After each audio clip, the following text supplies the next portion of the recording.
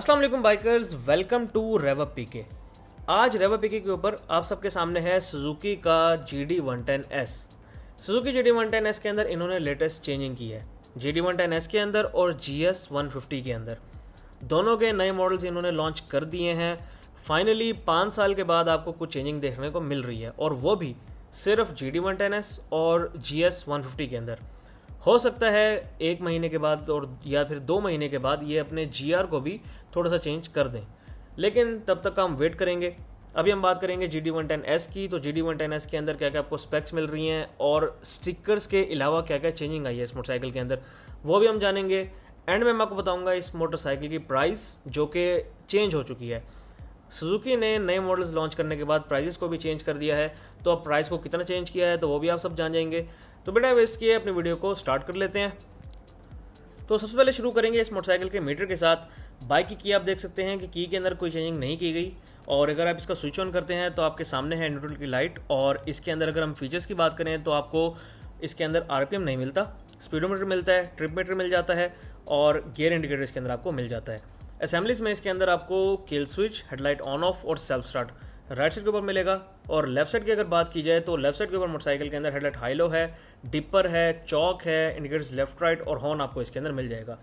Assemblies motorcycle के अंदर पूरी हैं। अब अगर बाइक की हेडलाइट की बात कर ली जाए तो इस बाइक की जो हेडलाइट है इसमें आपको चेंजेस नहीं मिलती, सेम टू सेम पुराने मॉडल वाली आपको इसकी हेडलाइट मिल जाएगी। और आपको इस मोटरसाइकिल के अंदर हेलोजन बल्ब मिल जाएगा। इंडिकेटर्स की क्वालिटी, हेडलाइट की क्वालिटी आउट क्लास है। अगर बात की जाए इसके फ्रंट शॉक्स की तो टेलीस्कोपिक फॉक्स आपको फ्रंट पे शॉक्स मिल जाएंगे, साइड रिफ्लेक्टर्स भी आपको मिल जाएंगे। इस बाइक के अंदर आपको जो फ्रंट टायर मिल रहा है ये है 2.50/17 का। 17 इंच के आपको अलॉयज मिलेंगे फ्रंट पे, और फ्रंट पे इस मोटरसाइकिल के अंदर आपको ड्रम ब्रेक मिल जाएगी। अब अगर बाइक के टैंक की तरफ आ जाएं तो जो आपको मेन चेंजिंग मिलती है वो मिलती है इसके टैंक के अंदर, यानी कि नए स्टिकर्स। तो नए स्टिकर्स आपके सामने हैं, मोटरसाइकिल के अच्छे स्टिकर्स हैं। और अगर बात की जाए इसकी टैंक की कैपेसिटी की तो इस बाइक की जो आपको टैंक की कैपेसिटी मिलेगी वो मिलेगी 9 लीटर्स की टैंक की कैपेसिटी। और साइड कवर्स भी आप देख सकते हैं, इसके ब्लैक कलर के आपको साइड कवर्स मिल जाते हैं। अगर बात की जाए इस मोटरसाइकिल की पेट्रोल एवरेज की तो ये बाइक आपको ईजिली 45 तक एवरेज दे सकता है अगर आप मोटरसाइकिल प्रॉपर्ली मेंटेन रखते हैं तो। और अगर आप स्लो चलाते हैं तो फिर ये मोटरसाइकिल आपको 55 से 60 तक भी एवरेज दे सकता है। अगर बात की जाए इस बाइक की सीट की तो बाइक की सीट बहुत कंफर्टेबल और सॉफ्ट सीट आपको इस मोटरसाइकिल के अंदर मिल जाती है। और साथ में हम देख सकते हैं कि आपको कैरियल भी इस मोटरसाइकिल के अंदर बैक पे मिल जाता है, जो कि अच्छी क्वालिटी का है। अगर बात की जाए इस मोटरसाइकिल के इंजन की तो इस बाइक का जो आपको इंजन मिल रहा है ये है 4 stroke single cylinder overhead camshaft with balancer shaft. इस मोटरसाइकिल के अंदर आपको बैलेंसर मिल रहा है। OHC इंजन है, जिसकी वजह से मोटरसाइकिल बहुत कंफर्टेबल रहता है। उसकी रीज़न ये है कि मोटरसाइकिल के अंदर वाइब्रेशंस नहीं होती, बैलेंसर रोक लेता वाइब्रेशंस को, और OHC वाइब्रेशंस प्रोड्यूस नहीं करने देता।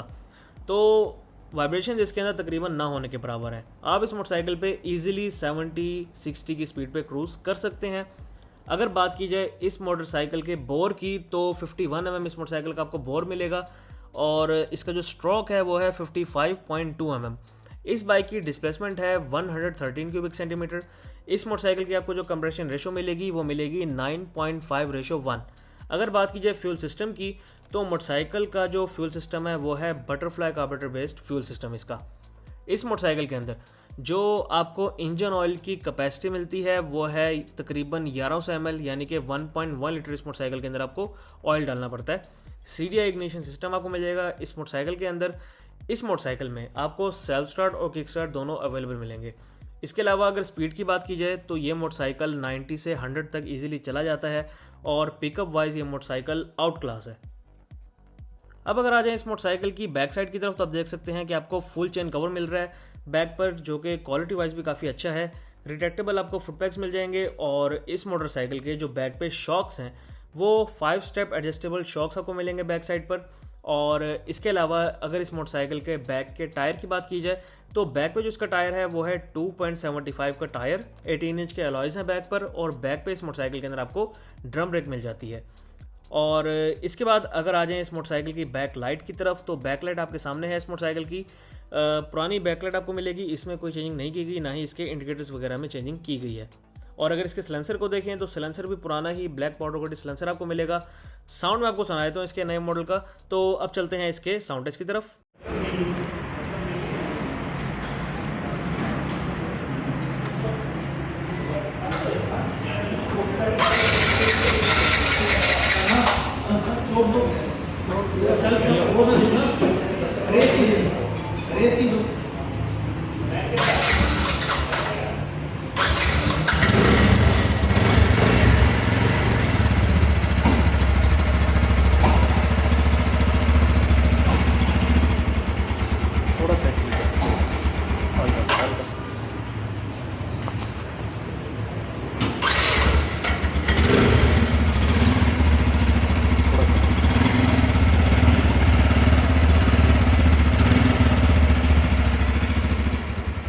सो बाइकर्स, जो इस बाइक की टेक्निकल स्पेक्स थी वो मैंने आपके सामने रख दी हैं। अब हम आते हैं इस मोटरसाइकिल के ड्राइव वेट की तरफ। तो इस मोटरसाइकिल का जो आपको ड्राइव वेट मिलेगा वो है 108 kg। मेरे ख्याल में इसका ये वेट बेस्ट है, क्योंकि इस वेट के साथ ये मोटरसाइकिल ज़्यादा बबलिंग नहीं करता और स्टेबल होकर रोड पे चलता है। अब इस मोटरसाइकिल की पार्ट्स अवेलेबिलिटी, पार्ट्स की कॉस्ट वगैरह की बात कर लेते हैं। तो इस मोटरसाइकिल के जो पार्ट्स हैं वो आपको इजीली अवेलेबल मिल जाते हैं मार्केट के अंदर। और पार्ट्स की अगर कॉस्ट की बात की जाए तो काफ़ी कॉस्टली पार्ट्स हैं इस मोटरसाइकिल के। इस मोटरसाइकिल का खुदा ना खास्ता कोई भी पार्ट आपका टूटता है, ख़ासतौर पे अगर इंडिकेटर्स की बात की जाए तो तकरीबन 1200 से 1300 रुपये का इसका एक जेन्युइन इंडिकेटर आपको मिलता है। और अगर आप चारों लगवाने जाएँ तो फिर आपकी जो गेम है वो 5000 से ऊपर ही चली जाती है। इसके बाद अगर बात की जाए इस मोटरसाइकिल के बिल्ड क्वालिटी की, पेंट क्वालिटी की, तो मोटरसाइकिल की जो पेंट क्वालिटी है वो भी काफ़ी अच्छी है और बिल्ड क्वालिटी भी काफ़ी अच्छी है। कंफर्ट लेवल की बात की जाए तो जैसा कि मैंने आपको बताया कि इसमें शॉक्स काफ़ी अच्छे हैं, इसकी सीट काफ़ी अच्छी है। इस मोटरसाइकिल का जो इंजन है वो वाइब्रेशंस तकरीबन ना होने के बराबर प्रोड्यूस करता है। तो उस हिसाब से इसका कंफर्ट लेवल मैं कहूँगा 10 आउट ऑफ 10 है। अगर इस मोटरसाइकिल की मेंटेनेंस कॉस्ट की बात की जाए तो अगर तो आप चले जाते हैं गलती से सुजुकी के पास, तो सुजुकी आपसे इजीली 1000 रुपये इसके ट्यूनिंग वगैरह के, ऑयल चेंज के और कुछ हो गया तो उसके वो ले लेता है सुजुकी।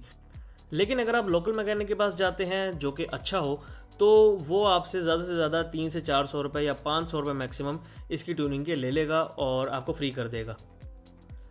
अब हम बात करते हैं इस मोटरसाइकिल के टायर्स एंड ब्रेक्स की। तो इस मोटरसाइकिल के हिसाब से इसके टायर्स अच्छे हैं, ब्रेकिंग वाइज ये मोटरसाइकिल काफ़ी अच्छा है।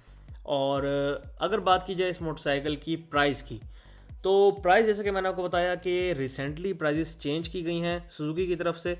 तो अब इसकी जो करंट प्राइस आपको मिलती है वो है तकरीबन 3,69,900 रुपीज़, तकरीबन 3,70,000 रुपये इस मोटरसाइकिल की अब आपको प्राइस मिलती है।